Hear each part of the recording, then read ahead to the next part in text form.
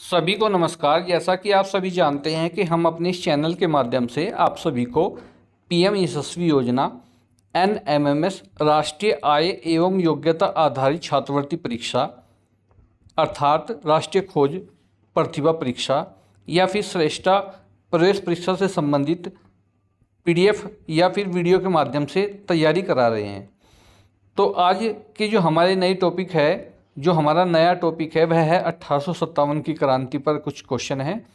तो चलिए देखते हैं, स्टार्ट करते हैं हम। पहला क्वेश्चन है हमारा, 1857 ईस्वी का विद्रोह कहाँ से शुरू हुआ था। देखिए 1857 की जो क्रांति थी उसका विद्रोह कहाँ से शुरू हुआ था। तो ऑप्शन है इसमें मेरठ, झांसी, कानपुर, दिल्ली। 1857 ईस्वी का विद्रोह जो हुआ था ये मेरठ से हुआ था। क्वेश्चन 2 है, 1857 ईस्वी क्रांति का तात्कालिक जो कारण था वह क्या था। ईसाई धर्म में परिवर्तन, चर्बी लगे कारतूस, सैनिकों का वेतन, राज्य हड़प नीति। तो देखिए इसका ऑप्शन नंबर है बी, चर्बी लगे कारतूस। उस समय क्या था कि जो कारतूस थे बंदूक के, वे गाय और सुअर की चर्बी से बनाए जाते थे, जिसको जो है मुस्लिम जो सैनिक थे और हिंदू सैनिक थे, उन दोनों समाज के सैनिकों ने उसको कारतूसों को मुंह से तोड़ने से मना कर दिया, क्योंकि उस समय ऐसी बंदूक हुआ करती थी कि उसके कारतूस जो है मुंह से तोड़ने पड़ते थे। तो उस क्रांति का मुख्य कारण क्या था, चर्बी लगे कारतूस। सैनिकों ने, और जिसमें सबसे पहला जो सैनिक था वह था मंगल पांडे, इन्होंने जो है कारतूस को मुंह से तोड़ने से मना कर दिया, और तब से जो है 1857 क्रांति का जो है मुख्य तत्कालीन कारण यही था। उसके बाद है क्वेश्चन नंबर 3, चर्बी लगे कारतूस का प्रयोग करने से इनकार करने वाला सैनिक कौन था। अब्दुल रहीम, शिवराम, मंगल पांडे, लियाकत अली।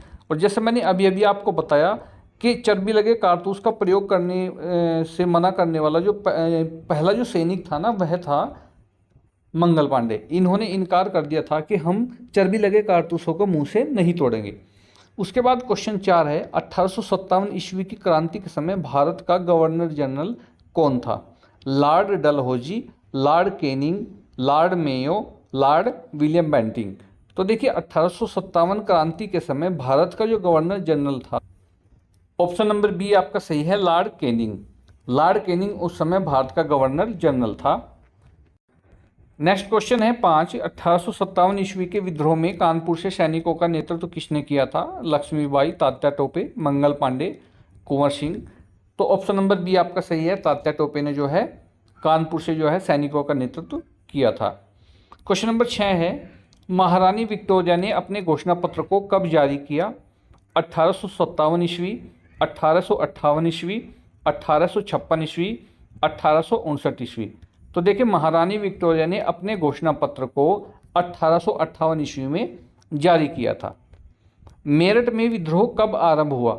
10 मई 1857, 11 मई 1858, 4 जून 1857, 3 जुलाई 1857। तो देखिए मेरठ में जो विद्रोह स्टार्ट हुआ था, शुरू हुआ था, वह हुआ था 10 मई 1857 को।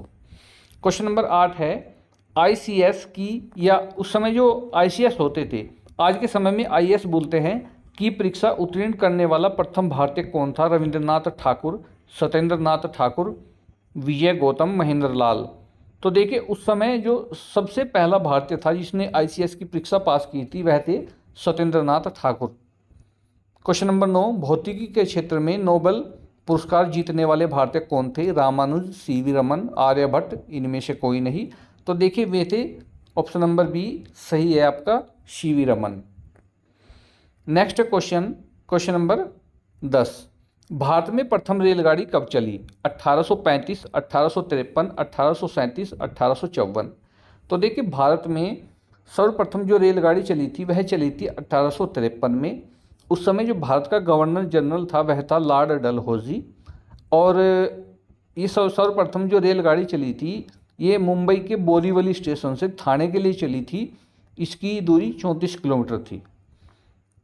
नेक्स्ट क्वेश्चन 11 और आज का आखिरी क्वेश्चन है, भारत में रेल सेवा की शुरुआत किसके द्वारा की गई। अभी अभी मैंने आपको बताया, लॉर्ड डलहौजी के द्वारा रेल सेवा की शुरुआत की गई। यदि हम देखें तो जो तार का सिस्टम था, जो तार आता था, वह भी जो है लाड़ा डलहौजी के समय में ही हुआ। और जो डाक व्यवस्था थी उसका भी अच्छा जो व्यवस्था बनी, डाक व्यवस्था, वह भी लाड़ा डलहौजी के ही समय में बनी। तो ये थे आज के हमारे क्वेश्चन। धन्यवाद।